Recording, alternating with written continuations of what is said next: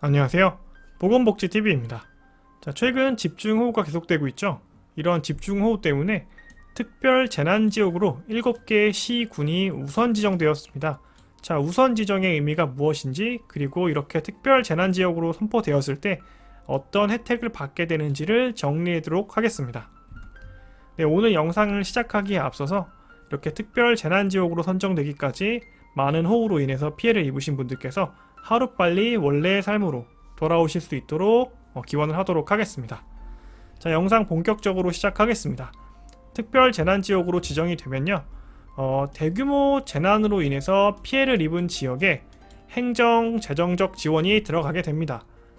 자, 그러면 이렇게 특별 재난지역으로 선포되기까지는 이렇게 재난피해 합동조사라고 해서 그 해당 지역의 지자체와 그리고 정부기관에서 합동조사단을 파견해서 조사를 하게 되고요. 그렇게 조사된 내용을 가지고 중앙안전관리위원회라는 곳에서 국무총리를 위원장으로 하는 이런 위원회에서 심의를 하게 되고, 이제 그 내용을 중앙안전대책본부장께서 대통령에 건의하고요. 그러면 대통령이 해당 지역을 특별재난지역으로 선포하자라고 이제 결의를 하게 됩니다. 자, 이러한 절차를 통해서 특별재난지역으로 선포가 되게 되는데요.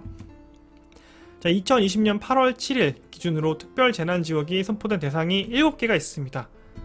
자, 먼저 경기도 안성시고요.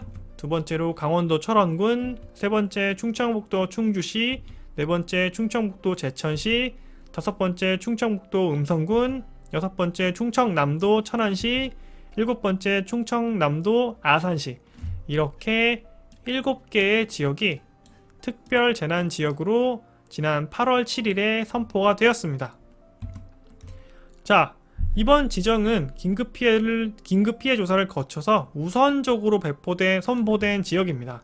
그렇기 때문에 집중호우가 지금 계속되고 있죠. 그렇고 이제 관련된 피해 조사도 계속되고 있습니다. 그렇기 때문에 이 특별재난지역은 추가 지정될 수 있다는 점 미리 말씀을 드리고요. 앞서 설명된 7개 지역은 8월 7일 기준으로 해서 선포가 된 지역이고, 말씀드렸다시피 특별재난지역은 분명히 추가 지정될 수 있다는 점도 말씀을 드리겠습니다.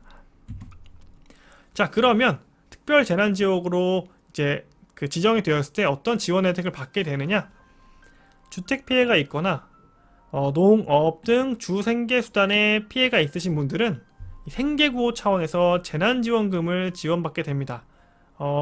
이게 뭐 긴급재난지원금과는 조금 성격이 다를 것 같아요. 왜냐하면 긴급재난지원금 같은 경우에는 이제 대한민국 국민이라면 모두에게 줬다라고 하면은 이번 특별재난지역에서의 재난지원금은 주택피해와 농업 등 주생계수단에 피해가 있으신 분들을 대상으로 해서 이제 생계구호 차원에서 지급된다라는 점이 조금 다르게 볼 수 있을 것 같습니다.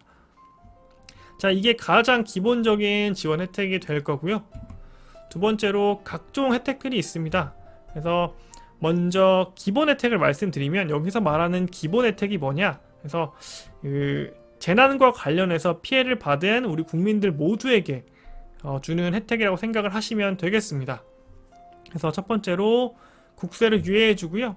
또 지방세를 감면해주고, 그다음에 그 재난으로 인한 피해를 복구하기 위한 자금을 융자하는 걸 지원하게 됩니다. 그리고 연금, 국민연금 같은 연금 납부 예외 처리 받고요. 또 상하수도 요금 감면 받으시게 되고, 농기계 수리를 지원받고, 또 보훈 대상자이신 경우에는 뭐 일정 수준의 위로금을 지원받기도 합니다. 이 외에도 몇 가지 혜택이 더 있고요. 그리고 이렇게 특별 재난지역으로 선정이 되었을 때, 그러니까 선포가 되었을 때 추가적으로 받게 되는 혜택은 이 오른쪽에 나와 있습니다.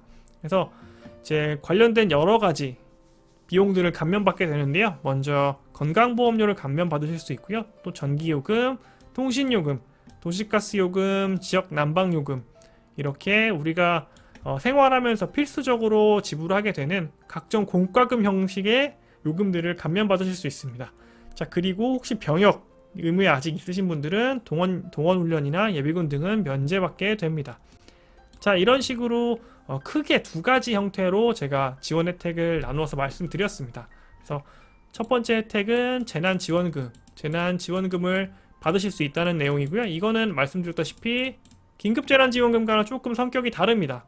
그렇기 때문에 실제로 주택피해가 있으시거나 혹은 농업 등 주생계수단에 피해가 있으신 분들을 대상으로 해서 생계구호 차원의 이런 재난지원금을 뭐 드리게 되는 거고, 두 번째로 이렇게 뭐 각종 공과금에 대한 감면이나 병역 관련된 문제를 면제해주는 이런 추가적인 혜택을 받게 되시는 거고요.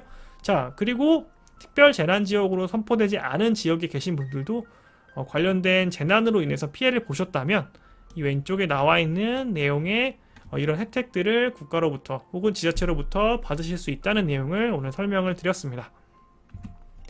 자, 오늘 영상은 여기까지고요.